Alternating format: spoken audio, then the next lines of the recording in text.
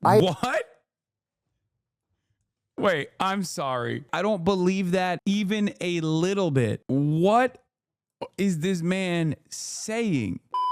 His words, he said, something terrible. Here, this is the CIA officer who exposed America's torture program.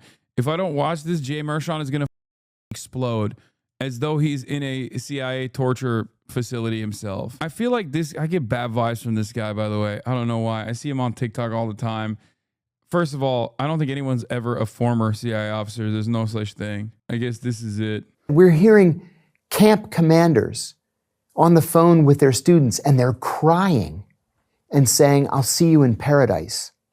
And he said, I'm begging you, if you have any sources inside Al-Qaeda, please help us.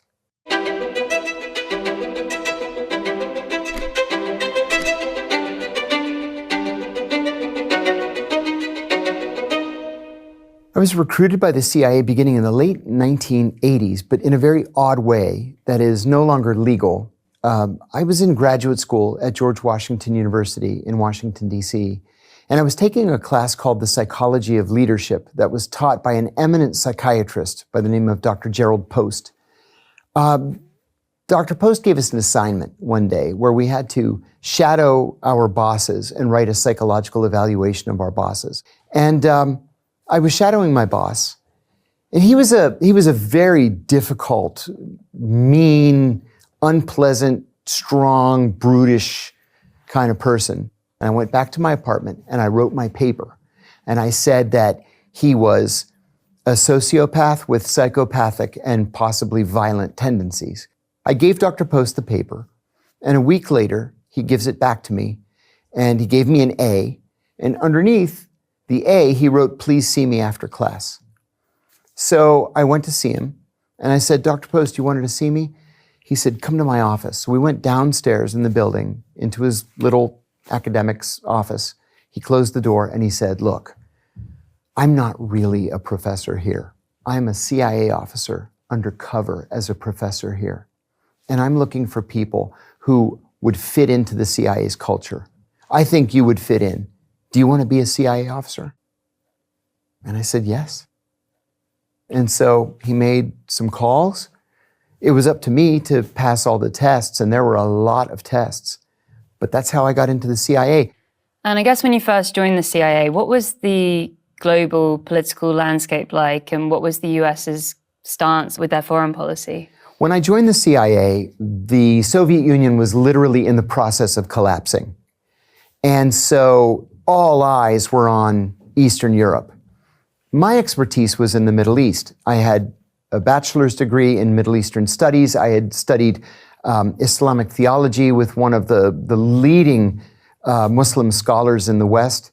And my master's degree was... That's crazy, bro. This dude learned all about Islam just to torture people. Former CIA is a thing. What would you call Jonathan Pollard? Okay. Yeah, that's because he switched teams, but not really, but still kind of. He didn't torture anyone. He quit because of it and went to federal prison, just watched a video. Okay. Was focused in foreign policy analysis. So I was very specific about the Middle East.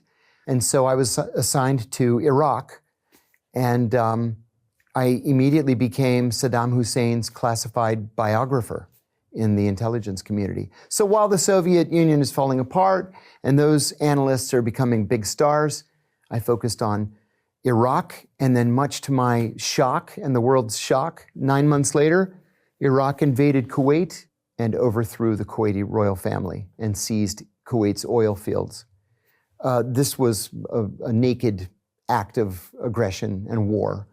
And so I walked in that morning. I got up early because we knew that... This is how they still recruited CIA. A lot of Georgetown and George Washington University. This guy lies.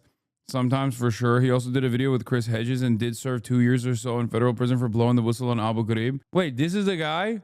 Okay, never mind. If he actually went to prison, then that's a little bit more respectful. That the invasion was coming.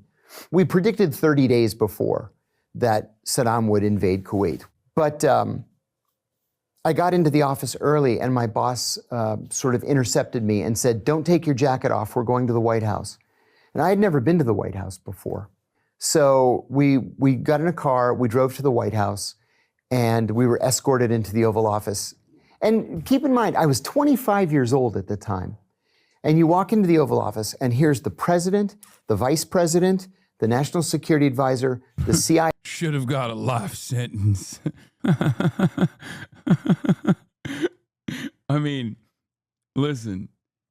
If he actually is a whistleblower, then that's fine. You know, it's the best that's the best you're gonna expect from someone who worked in the most evil agency on the planet. CIA director, my boss, and me. And the mood is very heavy. So everybody sits down, and the president says, well, now what do we do? And then everybody turns and looks at me. And it took me a second to get my bearings. And I said, well, the Kuwaiti government's been overthrown. The Iraqi government announced this morning that they had installed Ahmed al-Khatib as the occupation governor of Kuwait. I said, unfortunately, we happen to know a lot about Ahmed Khatib. He got a medical degree at the American University of Beirut, and his college roommate was George Habash. And together, they created the Popular Front for the Liberation of Palestine. And the vice president says, Jesus Christ. And I thought, wow, this is bad. We finished the briefing, got up and walked out, and two things happened. My boss said to me, there's something you need to understand. He said, I'm not sure that you're appreciating the importance of what's happening.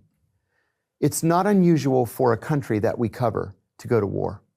It's highly unusual for a country that we cover to go to war with us. And then later that afternoon, Margaret Thatcher, who at the time was the British Prime Minister, called the president. It was George H.W. Bush, and famously told him, these were her words, now's not the time to go wobbly, George. And that call was like a wake-up call for George H.W. Bush. And so we sent the largest army deployed since the end of the Vietnam War.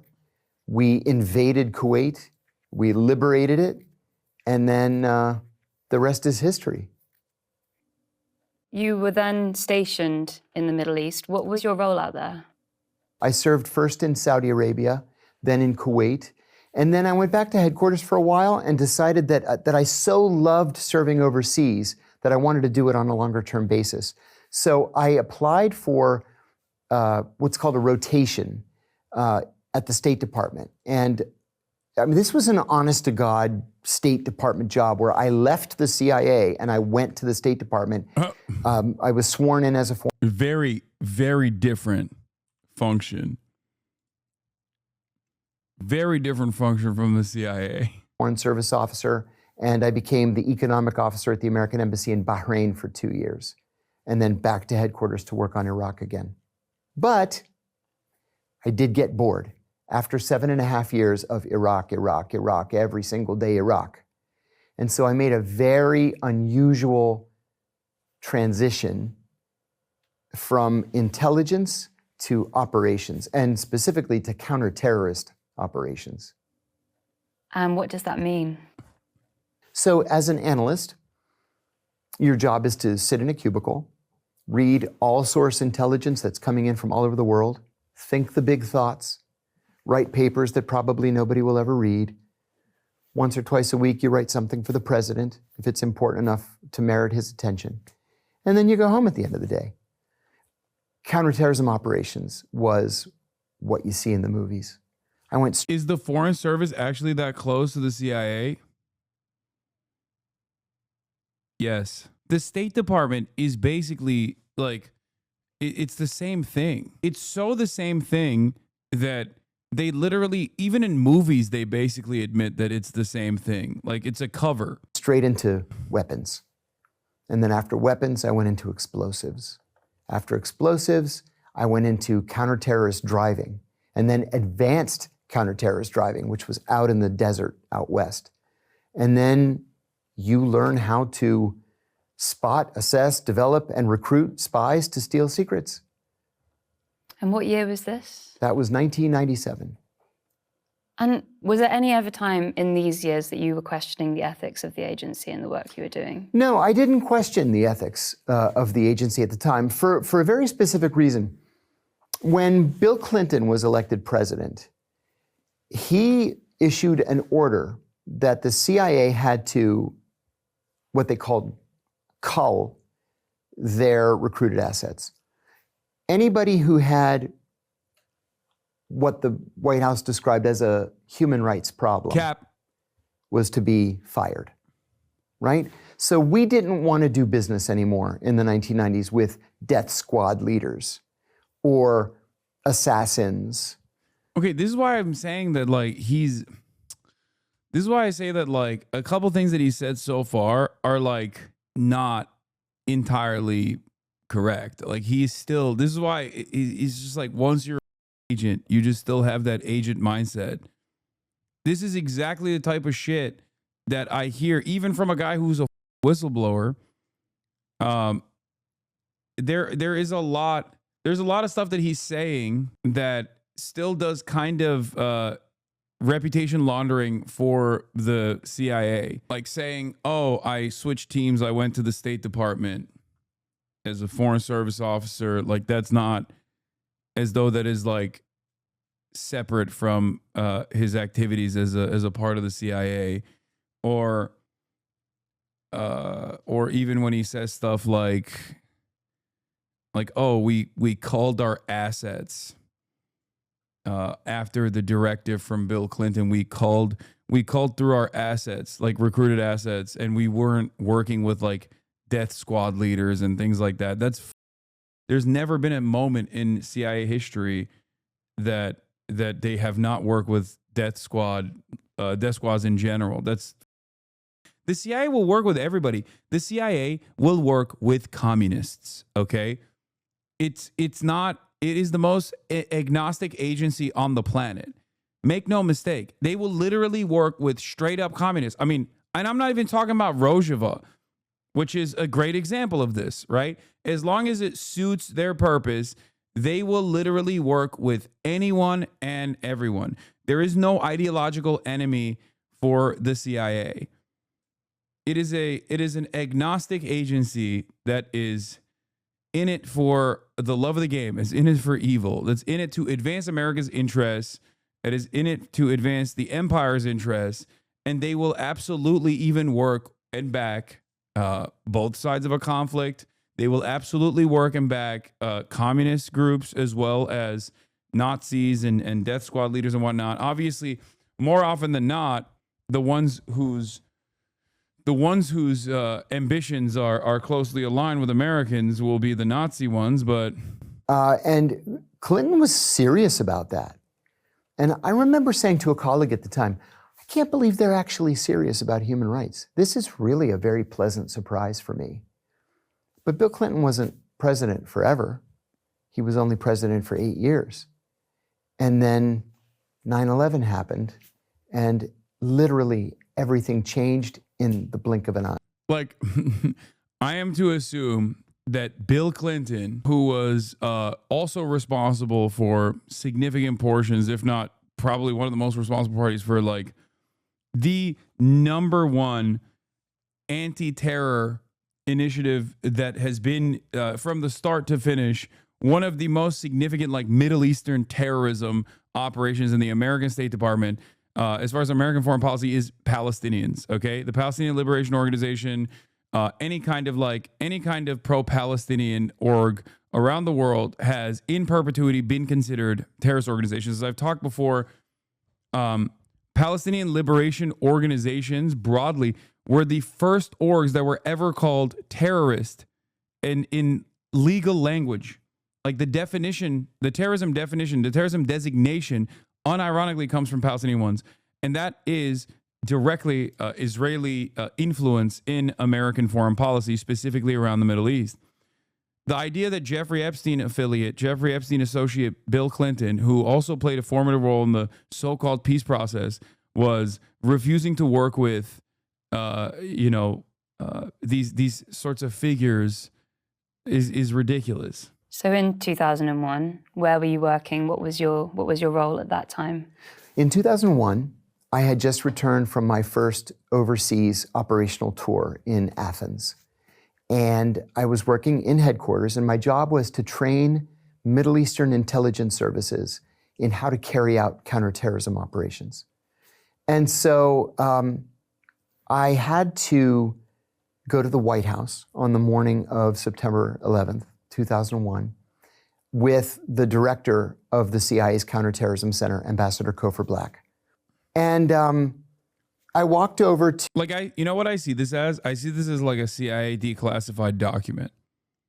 You know what I mean? 20 years after the fact, 30 years after the fact, 40 years after the fact, the CIA will just like openly declassify something that everybody pretty much knew and offer you a deeper insight into things that you already had suspected or things that you already had pieced together through looking at the impact, right? And this guy kind of feels that way when he reveals certain information or recounts certain things that happen, where it's very careful. His language is very careful. There's like a bunch of whitewashing taking place. And it's just like confirmations for stuff that you knew already. To his office to tell him that our car was ready to take us to the White House. And when I got there, his secretary had a small TV on her desk because you couldn't watch TV on your computers back then. And the news was on, and one of the towers of the World Trade Center was burning. And I said, "What happened to the World Trade Center?" She said, "A plane had flown into it." And I said, "Well, you know, that happened once before. In 1932, a plane flew into the Empire State Building, but it was really raining and very foggy that day." Yeah, right. CIA agent said, "What happened on 9/11?" He said, "Shit, not Atta, not him." It's so clear today. How can you not see that you're flying into the World Trade Center? And as soon as I said it, the second plane hit. And she turned to me and she said, "Did you see that? Or did I imagine it?" And I ran back to my office and I said, "Guys, 2 planes just hit both towers of the World Trade Center. I think we're under attack." And then everybody ran up to the director's office, TVs all over the place. And we're all just standing there. And then the 3rd plane hits the Pentagon. There was an officer from the... And at that point, I was like, all right, did that one. CIA police force. We have our own internal police force. And he came in and he said, "Everybody evacuate right now, everybody evacuate." Nobody budged. We just stood there. And then finally somebody shouted, behind me, somebody shouted, "Will someone please lead?" And Kofor said, "Yeah, you go to the director's office and tell him this. You go to security and tell him that. You go up to operations." And so everybody started to scramble. The rest of us are just standing there. And then finally, a guy said to me, a guy I was standing next to, he said, "There's still a plane in the air, and I think we should probably assume that it's coming here." So... Nah, they wouldn't. Why would they?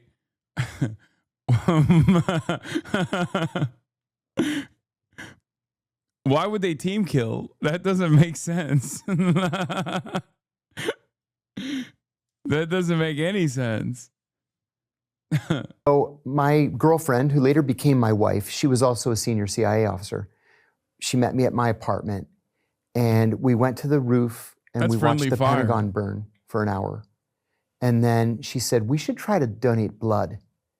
So we went. There were blood mobiles all over the place, but the lines were so long, they told us it'll be 24 hours before they could clear the line. And I said to her, "This is ridiculous. We have to go back to work." So I walked back to my car, drove across the grassy median, drove back to the CIA, and then I didn't leave for 4 days. I just balled up my jacket and I slept under my desk. And I guess from that point, it changed everything. It changed literally everything.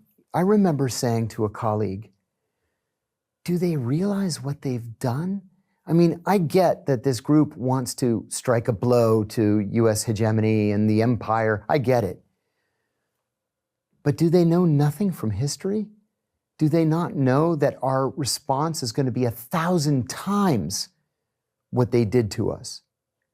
And certainly, we spent Altogether, in the so-called war on terror, we spent $23 trillion, and we killed as many as 2 million people. Did they not see that coming? Osama bin Laden said later that he wanted to damage the US economy. He failed.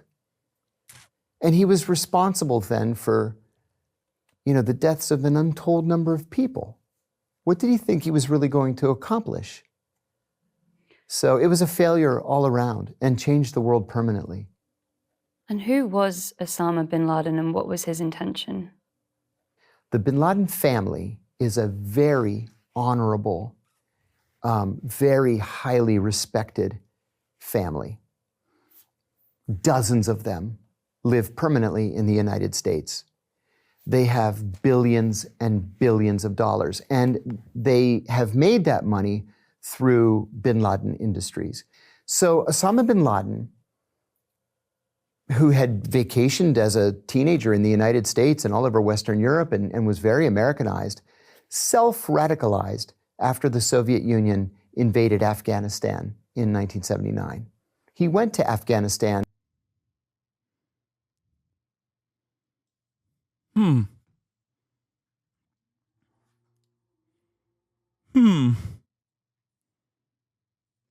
They just self-radicalized. No involvement here whatsoever. You know what I'm saying? This is the type of shit that like you can find out through the voluntary contributions to the media by people like Brzezinski, Mika Brzezinski's dad. Like it's not like this isn't even a secret any longer. You know what I mean? This isn't even like declassified information. This is already out there, like readily available for people to find on their own. In the late 1980s, to fight the Soviets. Like it's kind of funny that he's saying that because you would just say they radicalized. The very fact that you inserted self-radicalized there only invites suspicion. Like he had to be like, oh, they self-radicalized. They did it. They just, they got angry on their own. He was the only member of his family that self-radicalized. Everybody else, lived the good life in France, in the UK, and in the United States. And so he came up on our radar as somebody who was potentially dangerous. I sat next to a guy when I first got hired. And in the summer of 1990, he wrote a paper saying that he believed Osama bin Laden was the most dangerous man in the world. And I remember saying, who? I never heard of this guy. And he said, buddy, this is one bad guy. Watch and see. Watch and see. Well, 5 years later, I'm living in Bahrain. I'm at lunch in the embassy cafeteria, and the TV is on. And here there's a terrorist attack in Dhahran, Saudi Arabia, at a facility called OPM Sang. This was a joint facility of the US military and the Saudi Arabian National Guard. And terrorists had gotten onto the base and had killed something like 5 people. And I think they were all third country nationals. I think they were Indians. So this group called Al-Qaeda took responsibility for this attack. Nobody had ever heard of Al-Qaeda. Dude's a CIA agent, seemingly gets all his information from cafeteria TVs. Qaeda. Yeah, it's normal. So the Saudis did what the Saudis do, and they rounded up 12.5 people. They all confessed using the identical language on national TV, and they were all immediately beheaded. Some of them may have had something to do with the attack. Some of them probably didn't have anything to do with the attack, but certainly the masterminds of this attack got away, bin Laden being the one, and he went to Afghanistan. Well, in Afghanistan, with the fall of the pro-Soviet communist government and the advent of a Taliban government, he was free to do anything he wanted. And so he ordered that his underlings... Guys, I want I want people to know the Saudi Arabian, the kingdom and the royal family did not know about what Osama bin Laden, who literally was getting funding from the royal family, they did not know what he was up to. I want you to know I'm former CIA, and I'm here to tell you that Osama bin Laden was up to no good, and no one in the Saudi family knew what he was up to. Make no mistake. They did not know, okay? I am no longer in the CIA, and I'm telling you with all earnesty. Create 2 training camps in southern Afghanistan, one in Kandahar province and one in Helmand province. By 2001, Al-Qaeda had carried out several large-scale attacks. And we said, well, we've got to get on the stick, and we have to find this guy, and we have to stop him.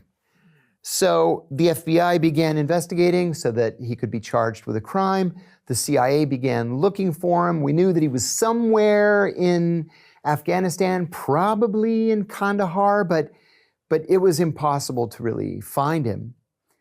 And then on July the 6th, 2001, I was at CIA headquarters, and I was entertaining a delegation from a Middle Eastern intelligence service. We did this literally every single day. I had arranged a briefing on Al-Qaeda with a young, like 23-year-old analyst. So I said, well, we're going to start off today with a briefing on Al-Qaeda. The door opens and Ambassador Black walks in with the chief of operations for the Osama bin Laden group. And I was so shocked, I stood up and I said, gentlemen, this is Ambassador Kofor Black. He is the CIA's director of counterterrorism, and this is the director of operations for our Osama bin Laden group. And he sat down, and I'll never forget his words. He said, something terrible. Remember when the Taliban offered bin Laden to Bush almost right after? That is one of the interesting parts about this. But also, do you remember the Mujahideen, another faction that was against Osama bin Laden, unironically tried to hand Osama bin Laden to the CIA before 9/11, and then on September 10th, the I forget his name now, but the dude who tried to do that, who was in hiding, was assassinated with information on his whereabouts that were given to Shah Massoud, that were basically given to Al-Qaeda, where he was assassinated by 2 people that were portraying themselves as journalists that were interviewing him, that actually were not interested in interviewing him at all, and they were interviewed September 10th, I think, or 9th. On the 9th of September 2001, 2 days before 9/11, Ahmad Shah Massoud was assassinated by 2 Al-Qaeda operatives posing as journalists in the Khawaja Bahauddin district in Takhar province. Massoud, a pivotal guerrilla fighter nicknamed the Lion of Panjshir, had insurgent forces against the governments of Dawood Khan, communist government under the People Democratic Party of Afghanistan, invading Soviet forces, and the 1990s Taliban de facto regime.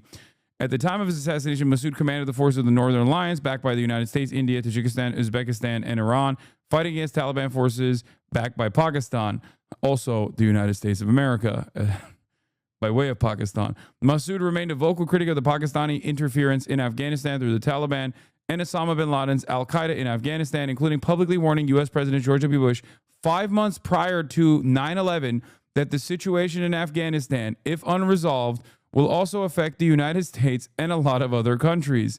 Shortly after a press conference in the European Parliament in which Massoud denounced Pakistani interference, the Taliban, and Al-Qaeda, Osama bin Laden called for volunteers to deal with Ahmad Shah Massoud.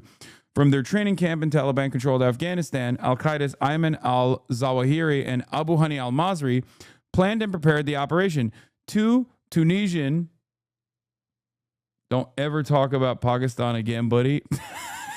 2 Tunisian Arabic attackers in Europe, Abdes Sattar Dahmani and Rashid Baori Al-Awer, were brought to Afghanistan, where they provided a stolen television camera and a battery belt packed with explosives.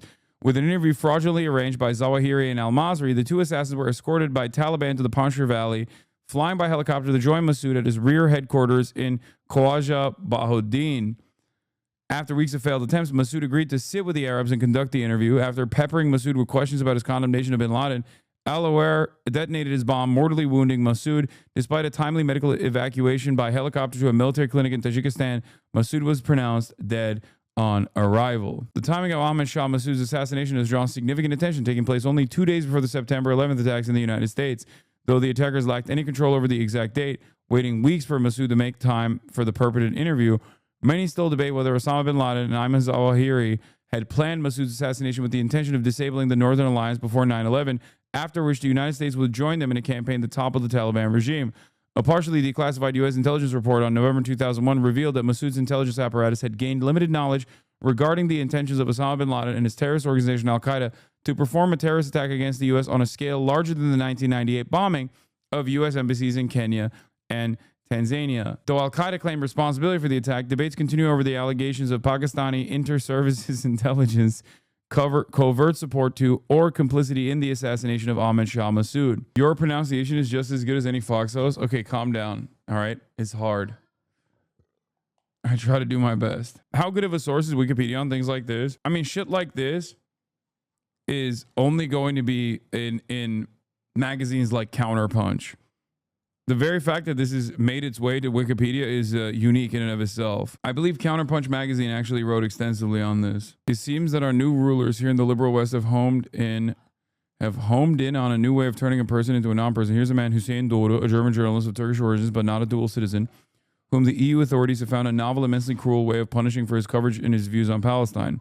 German authorities learned a lesson from my case, not wishing to be answerable in a court for any ban on pro-Palestinian voices similar to court case I'm dragging them through currently.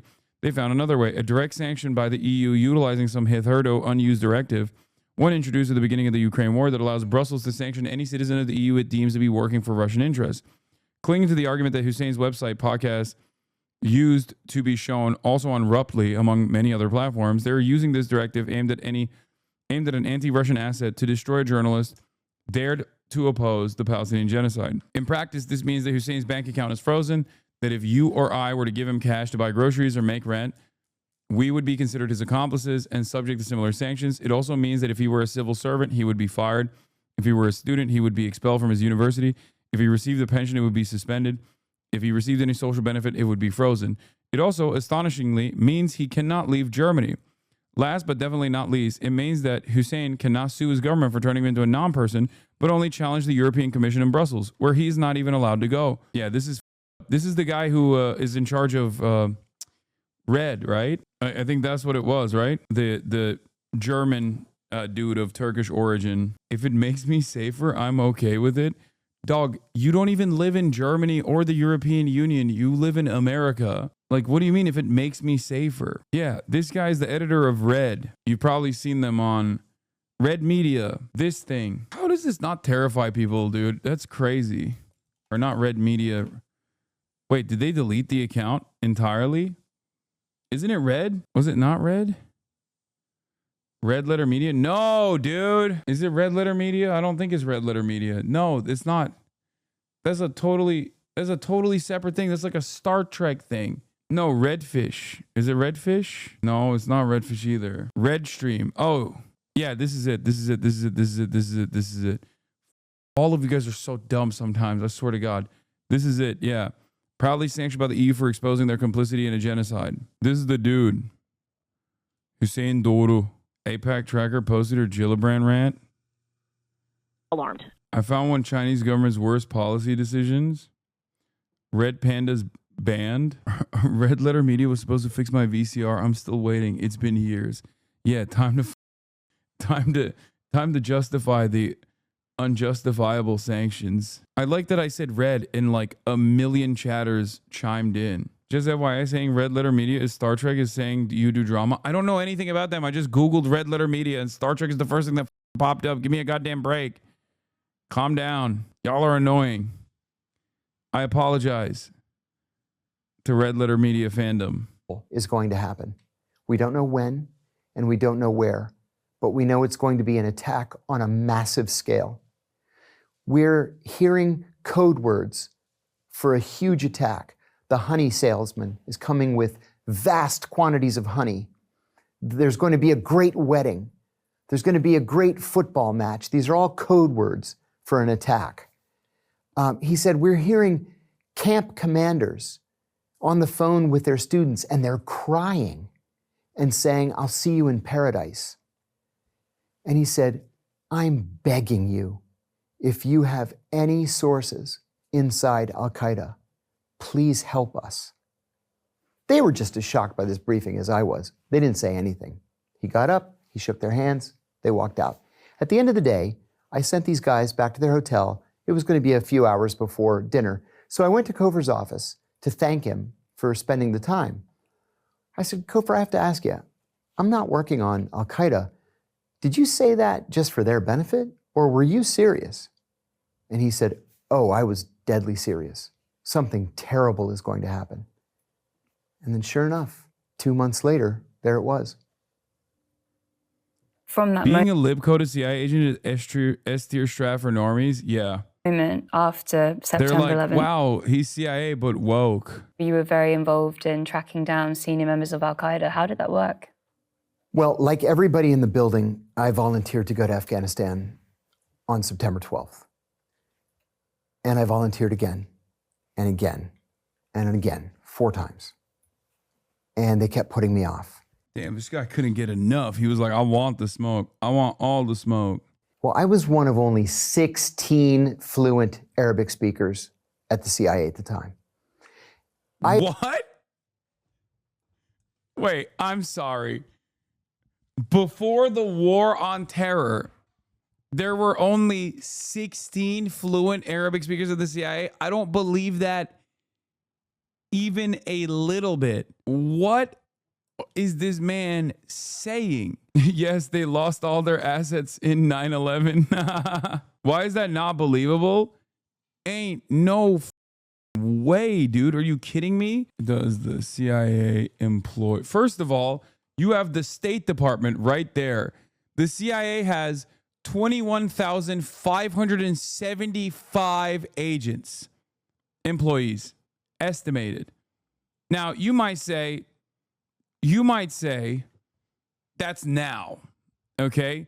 Let's say back then they had 10,000 agents. Ali Soufan said he was the only Arabic-speaking FBI agent in New York City. Also, they don't even speak Arabic in Afghanistan, but that's besides the point. I'm not even understanding why he brought that up as a important point. But like the fact that the CIA has 16 agents that speak, like, what? The U.S. carried out at least 13 major military operations or interventions in the Middle East before 9/11. This includes covert CIA operations, direct military strikes, and large-scale deployments between 1940s and 2001. What do you mean? They were doing that with 16 guys in a dream? Really? 16 guys in a dream. They were targeting assets in the region, and they were like, you better speak American, boy. Like, they would go to dudes who speak Pashtun in the valley, and they were like, do you speak American? I'm here with a proposal, sir. White boy speaks perfect fluent Arabic, shocks everyone. When are we gonna get Jelani on Vlad TV? Jelani on Vlad TV. He's like, yeah, man. Yes, this Diddy case is unbearable to witness. Listen, when I was the Grand Vizier of Al-Qaeda in Syria, I saw some heinous, but I never thought this Diddy oil controversy is something that human beings would be capable of doing. On Vlad TV, he's gonna offer his takes on the Diddy case. Okay, let's keep going. I had worked years earlier for the deputy director of the Counterterrorism Center, so I considered him to be a friend. I went into his office and I made a bold and completely empty threat. And I said, if you don't send me to Afghanistan right now, I You am need to going speak- straight to Exxon with my Arabic and I'm not looking back. And he says, take it easy, take it easy. Can you go to Pakistan? And I said, yes. When? He said, tomorrow. I said, yes. What do you want me to do there? He said, I want you to be the chief of counterterrorism operations. I said, fine. And so I left the next day. I arrived in Islamabad at 4 o'clock in the morning. And then the driver said, oh, I'll pick you up at 7 to take you in the office. And I said, oh my God, please. I can't sleep on planes. I haven't slept since I left Washington. It's been What is this? FBI situation was even worse. The source says through most of the 1990s, only 2 translators at FBI headquarters spoke the language. As recently as last year, the General Accounting Office and investigative arm of Congress found that the FBI, State Department, and Army all continue to have trouble finding language specialists. The report did not look at intelligence agencies. I don't believe this for the CIA, dude. I'm sorry. That's just there's no way. Like, sure, they expeditiously needed more than they had, but the idea that the number was 16 is insane. Agency, less than a dozen CIA field agents could speak the language spoken by the groups that were consensus favorites to mount attacks on America. Particularly damning for intelligence agencies after 9/11 were reports that only a handful of agents throughout the CIA spoke fluent Arabic. I don't believe that. I don't believe that at all. This is a, like, I love talking about the American intelligence apparatus being far more diminished than we think it is. Okay, but if you think that the CIA, the CIA did not have enough, like more than a handful, more than a dozen agents that spoke fluent Arabic, is crazy. If you put Pashto in your LinkedIn, I'd get a contractor position that I'm pretty sure was for the State Department, and that recruiter would constantly hit me up. Those numbers do not include the people at think tanks funded by defense contractors like the Institute for the Study of War. I don't know what it was like that back then, but people could get their college loans paid off by defense contractors. I mean, there's a lot of outsourcing. I guess that makes sense. Maybe it's the outsourcing that they're not factoring into this number, but even then, there's 16 is just so 16 is a severe undercount, I don't think.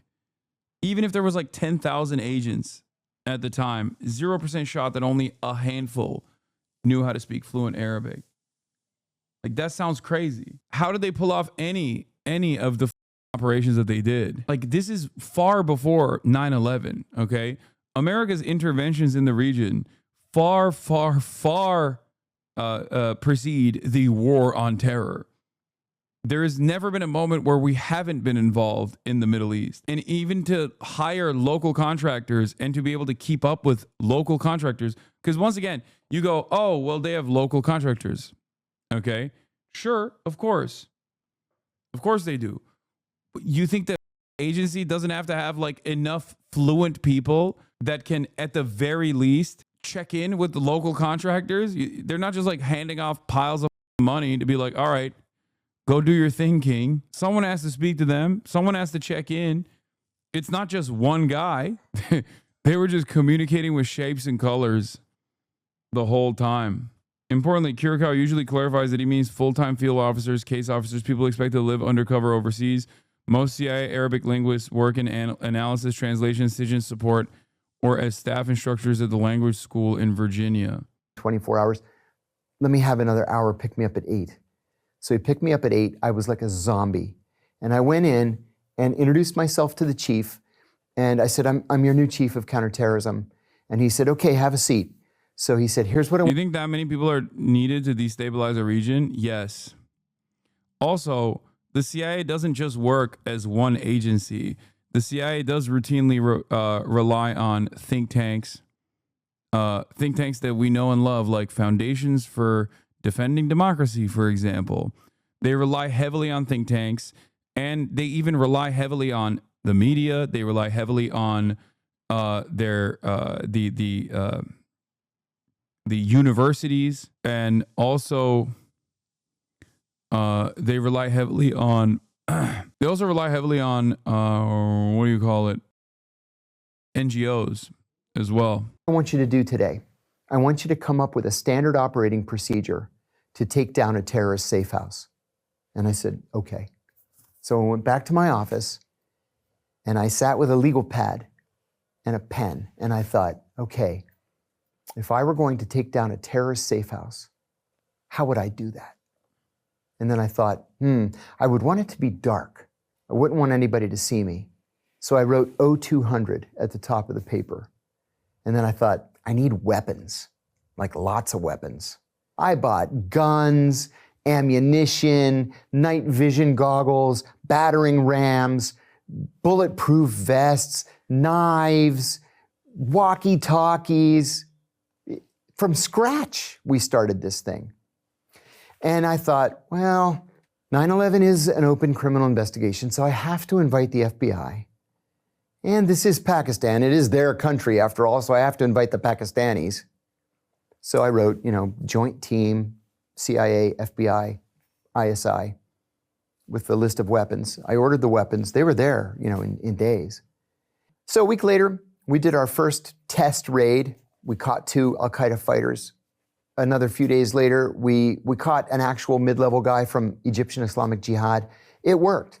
And then finally, 6 weeks later, we get word from a sister agency in the Washington suburbs that Abu Zubaydah, who we believed at the time was the number 3 in Al-Qaeda, was somewhere in Pakistan, and we had to catch him.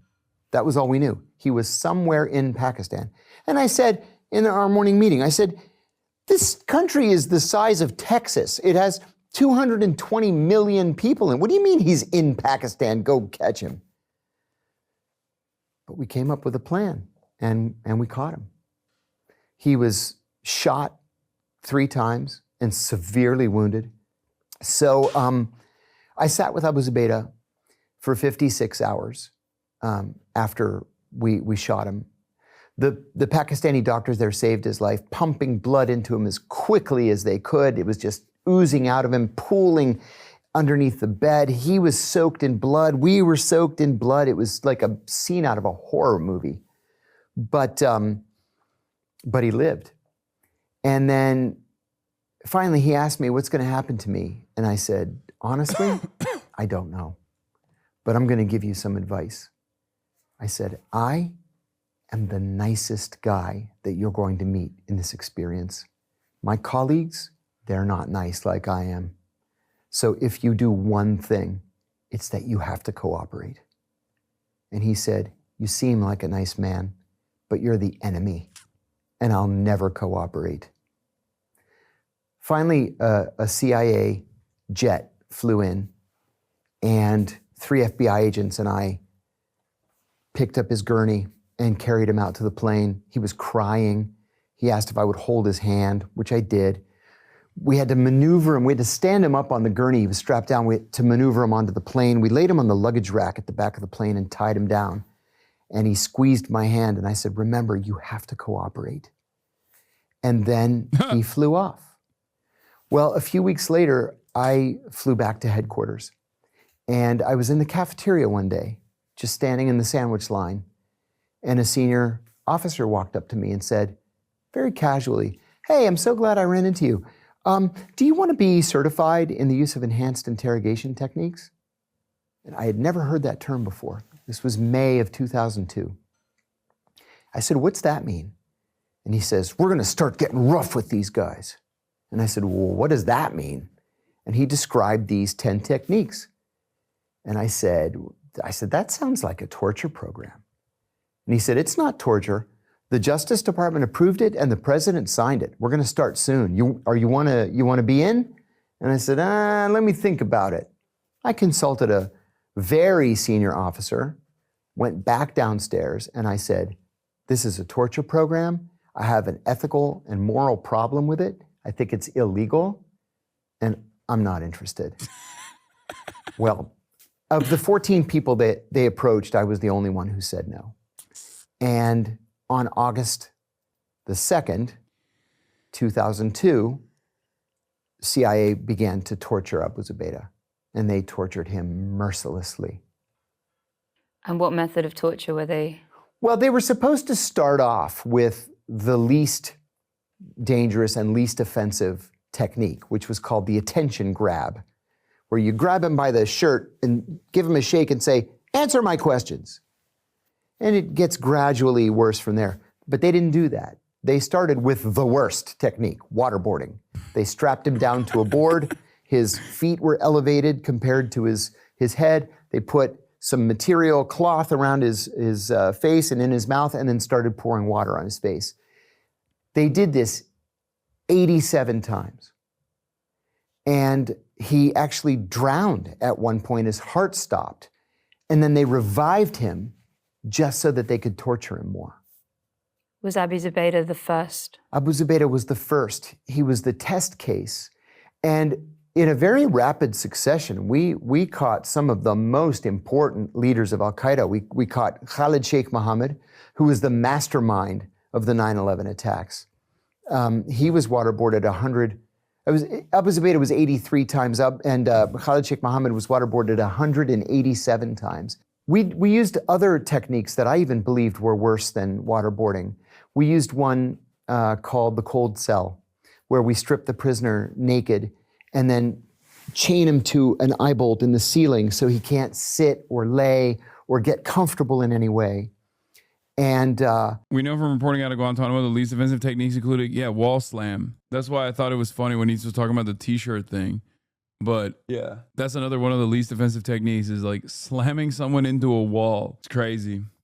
Sleep deprivation, music, having a sensory deprivation. I mean, we've done some of them with the boys, with the Aussie boys, if you remember. Stress positions. Israel has perfected it. Like, Israel's torture methods are insane. There's a banana hold, where they just like put you on a chair backwards, tie your hands to your feet. A lot of these techniques are still being used by the Israeli occupying forces in Israeli prisons. Find out more by reading Adamir, the Palestinian prisoner rights group that, of course, I believe Israel considers a terrorist group as well. We chill the cell to 50 degrees Fahrenheit, and then every hour, a CIA officer throws a bucket of ice water on him. We murdered 2 prisoners with that technique. They died of hypothermia, and then were just buried there on the grounds, unmarked.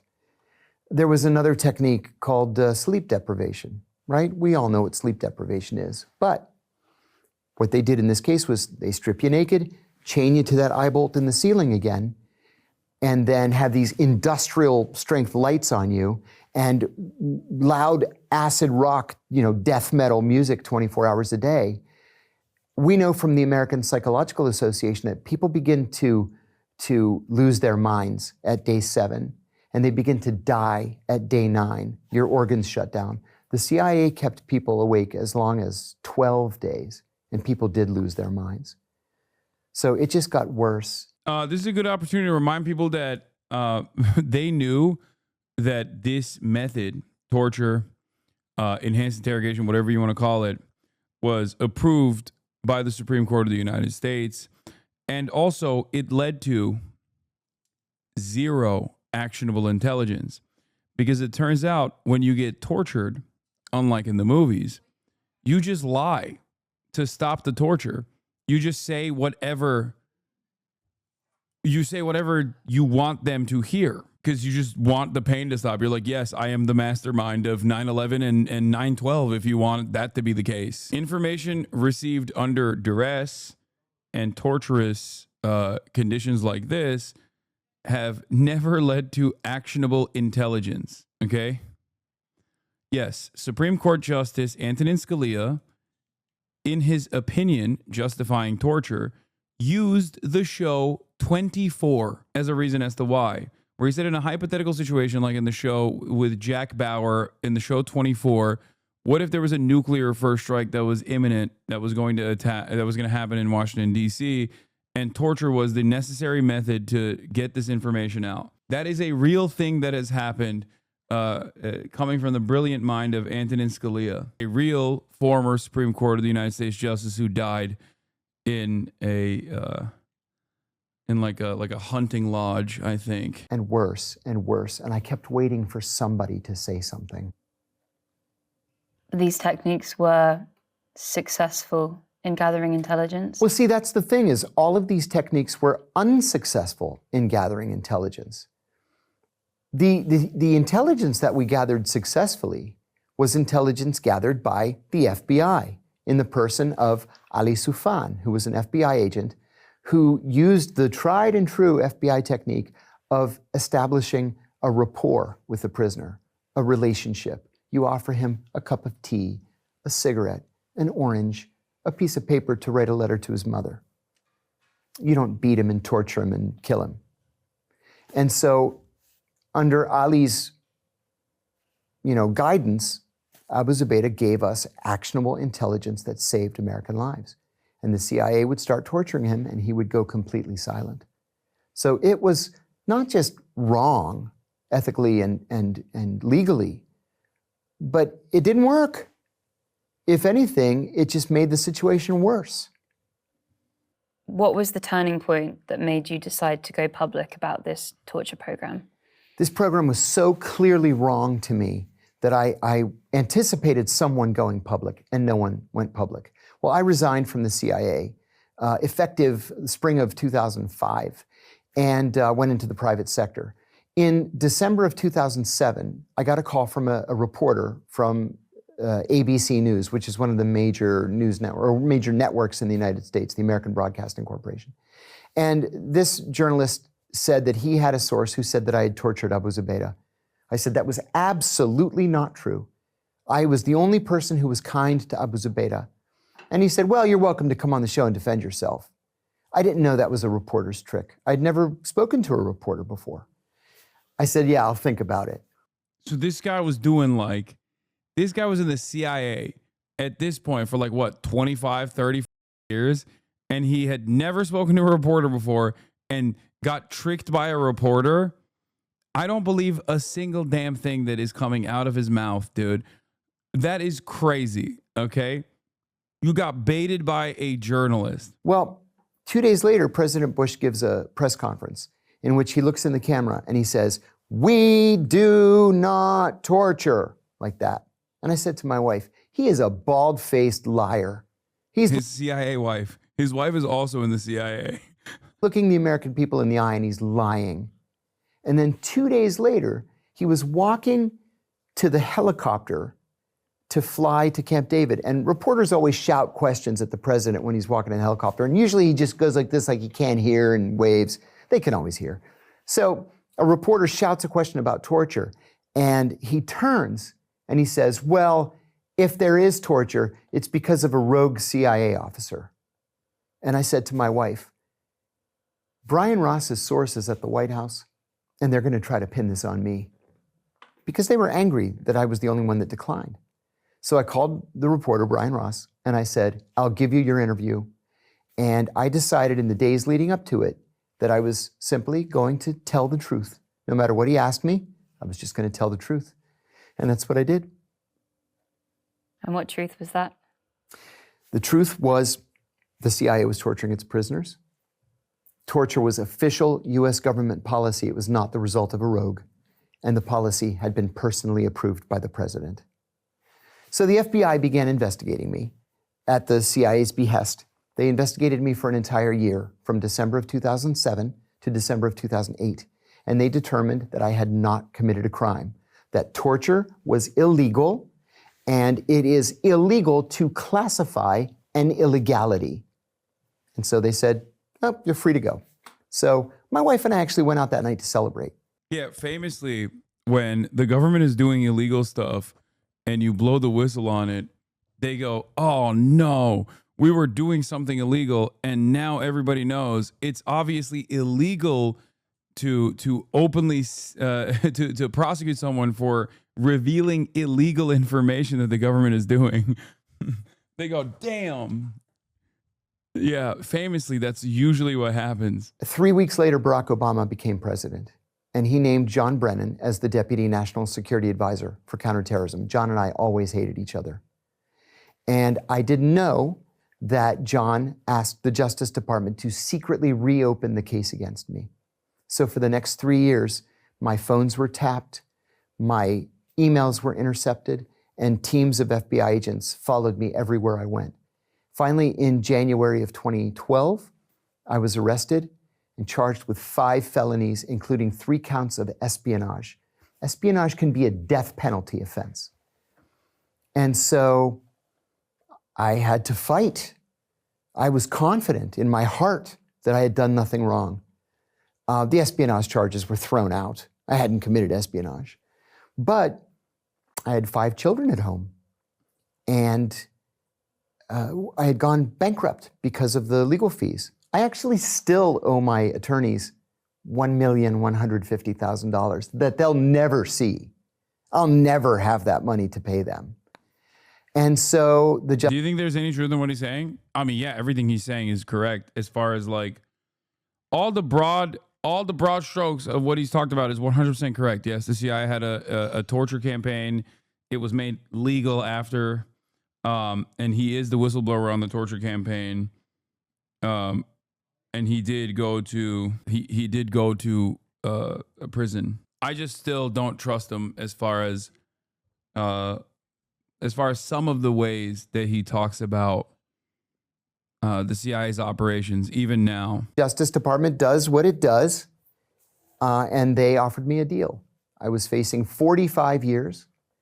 They offered me 23 months, and I actually turned it down.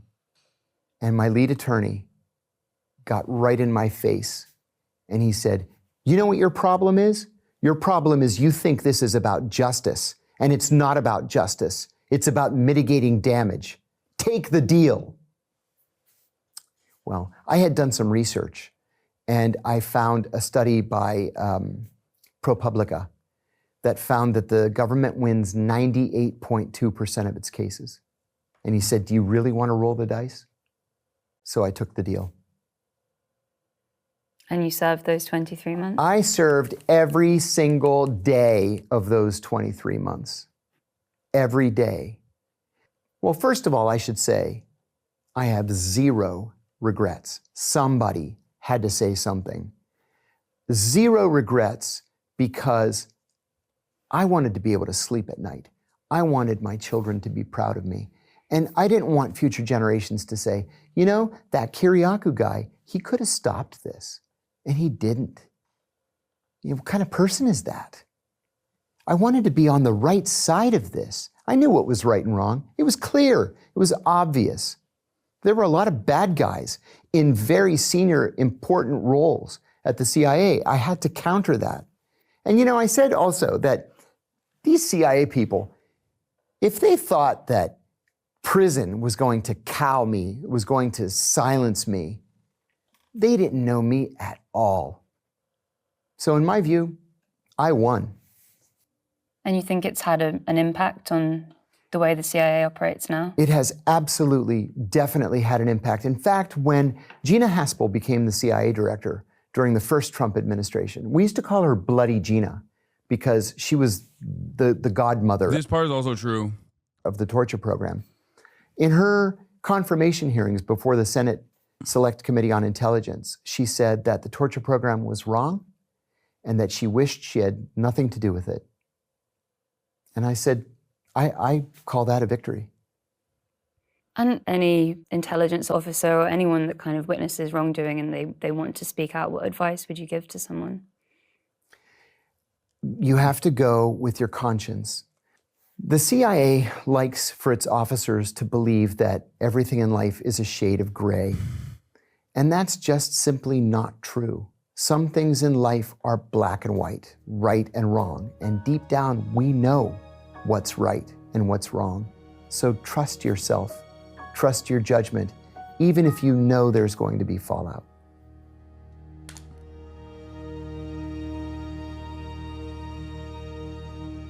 We knew that we were being hunted by the special branch. I mean, he's an interesting dude. No, I mean, he's better than the current working CIA officers. I'll always respect whistleblowers. He is a whistleblower. Make no mistake. I'm just saying that I don't completely trust him, if that makes sense.